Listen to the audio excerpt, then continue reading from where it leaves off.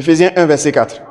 Dieu nous a élus avant la fondation du monde. Avant la fondation du monde. Oui. Pour que nous soyons saints et irrépréhensibles devant lui. Voilà le programme. On a rendu le Fils de Dieu mortel.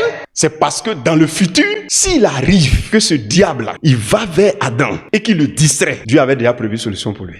C'est pour cela qu'on te demande d'accepter Jésus. Pourquoi? Parce que, tu sais, c'est quelque chose qui a été programmé d'avance. Tu as raté Jésus, il n'y a pas d'autre solution. Parce que ce n'est pas aujourd'hui que Dieu travaille. Dieu a déjà envoyé Jésus-Christ. Jésus est déjà mort et il est déjà revenu à la vie. Maintenant, ce qu'on t'annonce là, quand tu acceptes, ça s'accomplit pour toi. Il a déjà fait la chose pour tous les êtres humains. Qu'est-ce que Dieu a fait pour nous? L'être humain n'est pas un être ordinaire dans le plan de Dieu.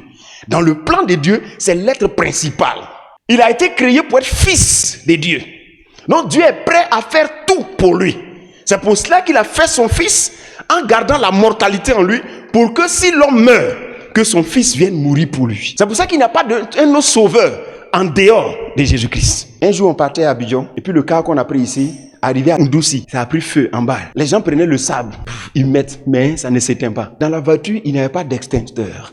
C'est une femme qui avait son extincteur dans une voiture. Ils sont allés prendre. Quand ils ont pompé comme ça, tout ce qu'on faisait, le sable, combien de tonnes de sable on allait mettre, le feu progressait. Mais quand il a mis, c'est fini. Parce que la solution pour la chose, pour les brûlures de voitures comme ça, c'est extincteur, c'est pas le sable.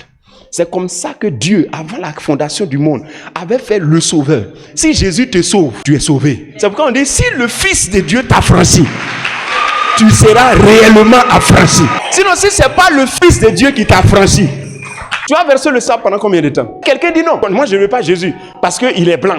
Je ne veux pas Jésus parce qu'il est de telle couleur. Ce n'est pas une histoire de couleur, c'est une question de sang. C'est pour ça que quand le sang de Jésus est versé pour toi, il faut savoir que tu es sauvé. Il ne faut pas chercher à savoir s'il est blanc ou noir. Sachez que la solution avait été programmée d'avance. Et c'est celui qui a été programmé d'avance qui est venu effectivement sur la terre. C'est lui qui est Jésus. C'est lui qui est notre sauveur. Dans notre salut, il n'a pas été prévu qu'on donne l'argent pour être sauvé. Il a prévu que quelqu'un vienne mourir pour nous.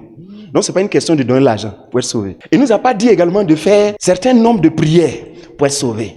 Ce n'est pas le plan. Ce qui est écrit, c'est que le Fils de Dieu souffrirait et qu'il mourrait. Et le troisième jour, il reviendrait à la vie. Et à partir de là, on va commencer à prêcher. Et celui qui croit, il sera sauvé. Je veux que dans ce plan-là, tu comprennes comment Dieu t'a aimé avant la fondation du monde. Et comment il a planifié les choses. La mort de Jésus-Christ ne dépendait pas d'autre chose que de la mort de l'être humain. Maintenant, sa mort dépendait de son obéissance. S'il obéit à ce que Dieu lui a demandé, il va mourir. Comme ça que Jésus a décidé d'obéir. Philippiens chapitre 2, le verset 5, 6, 7, 8 et 9. Il dit il est venu parce qu'il a reçu un ordre. L'ordre c'est quoi? Mourir. C'est pas parce que les gens qui sont venus l'attraper là sont forts. Non. C'est pas parce que celui qui l'a crucifié il est tellement terrible. Non. Mais s'il s'est laissé prendre, c'est parce qu'il obéissait à un ordre. C'est pour ça que Jésus s'est laissé prendre et qu'on l'a crucifié. Et il est mort. Et quand il est mort, il partait où? Il partait en enfer. Pour subir le sort de l'humanité. Dieu a permis qu'il connaisse notre condition et qu'il meure. Pour que sa résurrection soit notre résurrection. Pour que son retour au ciel soit notre retour au ciel. C'est pourquoi on dit, il est le seul chemin. Il est le chemin, la vérité et la vie. Nul ne va au Père que par lui seul. C'est pour ça que Jésus dit, je suis venu chercher et sauver ce qui était perdu. L'homme a un problème que son livre d'histoire ne lui dit pas. Ni au jardin, ni au CP1, ni au CP2, ni à l'université. Aucun livre d'histoire ne nous dit ce que nous avons eu comme problème et pourquoi on est là, pourquoi le diable domine sur nous, pourquoi on fait des mauvais rêves, pourquoi on voit des diables, pourquoi on fait toutes ces choses, des choses étranges. Ton cou est serré la nuit, tu vois des choses, tu ne sais pas aujourd'hui ce qui se passe. C'est parce que l'être humain a été livré au diable. Mais il y a un sauveur. Il est venu et il a donné sa vie. Lorsqu'on croit en lui, on redevient enfant de Dieu. Comment on devient enfant de Dieu? L'esprit qui a ressuscité Jésus d'entre les morts. C'est cet esprit-là que nous recevons. Alors quand cet esprit rentre en toi, tu deviens un enfant de Dieu. Alors tu deviens fort de nouveau. Alors tu peux dire au diable merde. Tu peux dire au diable tais-toi. Et puis il se tait. Tu peux chasser le diable.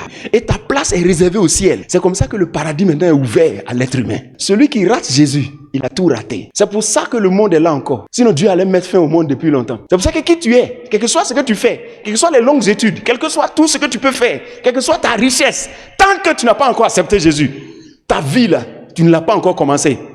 Parce que même malgré tout ça, si tu finis, tu vas en enfer.